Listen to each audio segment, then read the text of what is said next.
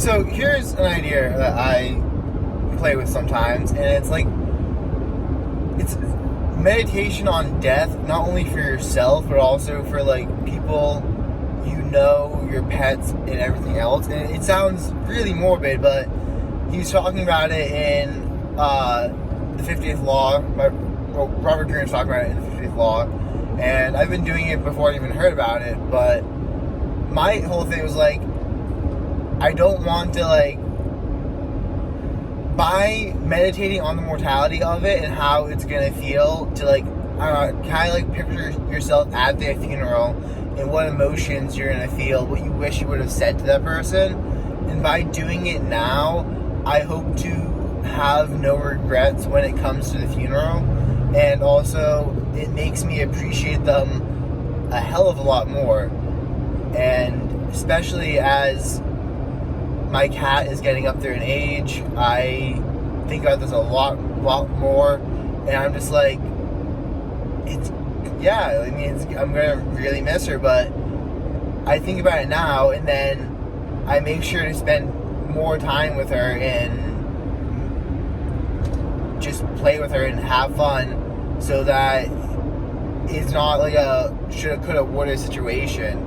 And I've had this same situation happen with other family members that are getting older, and it's just something where you never realize how little time you have with someone until they have a medical scare or they actually die, in which case you look at your to-do list and you're like, would I rather be doing this menial task that has no big overall impact, but for some reason I thought was important? Or would I rather be spending time with one of my family members who's getting up there in age? I literally have this at the top of my to-do list, and I put it as a header so that I see it on every single page. I have a couple notes up there, but one of them is, you don't got forever, would you rather be spending time with these people or with your doing these tasks, or with your family? And it helps eliminate tasks and put things in perspective, because we so seldom consider mortality and even our own mortality and death. Not to mention all the animals we're eating. And I'm a hunter. I understand to some degree. I basically just made myself watch a bunch of videos about factory farming a while back, and I was like, holy crap, I really think this is stuff that should be shown to everyone, because you can vote with your dollars. So if you buy local and buy farm raised, the animals having a better life. Also, when it comes down to the killing of the animal, it takes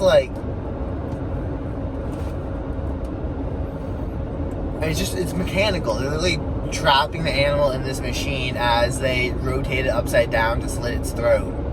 And you're watching that and you're like, wow, why am I cutting the gristle off my food? This animal died so I could have this steak. And I like the fatty cuts, but make bone broth with the bones. The Native Americans used to use every part of the animal, and that's because they saw, not only was it just food and they didn't want to waste, but also the spiritual component of it, of this animal gave its life so that you can eat. Why the hell are you throwing away parts of it? It's too fatty for you? Oh, I'm so sorry. It's too fatty. My God, you should go tell that cow. Oh, you can't? He's dead? Maybe you should reconsider and eat the damn thing, or buy a different cut. But it's just Like, literally watch a video of factory farm, watch that animal being killed next time you would eat a steak, and then consider, like, do I really want to toss this away? And so many people, like, they're like, I don't want to watch that, it's disgusting, I don't want to. That's why you need to do it, so you understand where your fucking food comes from. Okay, I'll try this right. So you understand where your food comes from. Like, you can't actually truly appreciate what it is you're eating until you go and you look at where that animal is coming from. Like, I can't even truly appreciate it to the fullest extent because I'm not the farmer growing the animal and being with the animal every day, taking care of it. I have chickens, and I've raised my chickens, and I've slaughtered my chickens, and I can appreciate that, but at some level, chickens are not as aware and not as intelligent as cows or as pigs or as other animals that we eat. And a deer, like, I like hunting because I'm not taking care of the deer. I don't know the deer's name. Like, plus when you're farming, you don't really give them names. I don't know the deer's name. The deer doesn't know anything that's happening, and in the course of a second, it's over. Like, if you can get a good clean shot, it might be a little bit longer if you're using a bow, but like it's a pretty fast death compared to the alternative for the animal. But even with the deer, I have every single part of that deer in a freezer bag that I've been eating or using for soup. I still need to do something with the fur, but hopefully it doesn't get freezer burned. But I plan on turning it into wallets or something. But just literally trying to use every single part of that animal because I'm like, you see it. Like, I literally put my, like, watch my deer video. I'll link that at the end where I try the deer lung and I talk about how I killed the animal. But it was hit by a car and I stumbled across it, and like, it tried to run away, but it couldn't because its leg was completely shattered. Like, literally bone splinters in the meat afterwards. And I was not the one who hit it, but like, it tried to run away, but it couldn't. And I put my hand on the animal to calm it down as I slit its throat. Like, picture that. Yeah, let that sink in. Like, I literally calmed this animal down as I killed it, as I mercy killed it. Like, I'm saving every single, like, I'm not wasting a single drop off, well, I didn't eat the blood, but I'm not wasting a single ounce of meat off this animal because, like, I literally watched it and felt it die in my hands. And like, I feel it'd be dishonoring the animal to waste, like, even the smallest bit of it. So, like, not even thinking about it, I'm getting, like, slightly emotional. Because it was a very intense moment.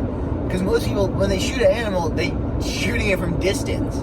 Like, how many hunters actually, like, slit the animal's throat from up close while touching it? Like, it's not something that happens to the highest that often. But, like, facing mortality is, at least in the book 50th Law, he describes it as once you face mortality and once you face the fear of death, you're able to conquer everything else and basically be fearless in extent. Like, just be fearless. And so just merging over right here. There was the Roman philosopher, I think it was Seneca, and he basically just meditated on his death and what it would feel like to die over and over again. It's like the ultimate, I think Stoicism is the practice of, I put it really eloquently in the book, it's the practice of learning how to die, and in mastering that, you master how to live, Because when you contemplate your death, when you have your death on your mind, when you realize how fleeting your life actually is and how lucky you are to be here, first off, it's really hard to be sad because you're like, everything's a freaking miracle. Second, you just put things in perspective. Like, I have to keep catching myself doing this, and it's something I'm practicing more, but I'm looking at things and I'll complain about something, and then I'll be like, is this really worth like annoying myself over? Like, it's not. Like, I'm not even gonna remember that this was even an issue 2 months from now. Not to mention like a lifetime from now. Like, why am I letting myself get stressed out? And I mean, I've had this. I've just been very chill and relaxed my whole life, but like, I have that idea, and it's like, if you're watching this, Alex, my cousin, I love you, but like, a really good example of this is my cousin, his now fiance, got like dinged my car with a kayak, and she was like trying to get the paint off, and I'm like, leave it, like my car has been losing paint for like years now. It's really nice to like start reversing that trend. And he just looked at me, he's like, hey man, like, thanks for being cool. I'm like, yeah, like, it's a car, like, I don't, what am I gonna do, get mad at my car got dinged? It's a vehicle to take me from point A to point B. I don't really give much of a crap about what the outside looks like. I keep the inside clean because I like a clean inside. It makes me feel, well, it doesn't make a dirty car makes me feel annoyed and disorganized in my own head. So in comparison, a clean car makes me feel happy. Anyways, I'm going to end the video here. Click right here. It's going to take me a day or two to actually upload this because we'll get the video over there because I'm going camping right now. But if you're watching a day or two from now, click here to watch the deer video. Peace out.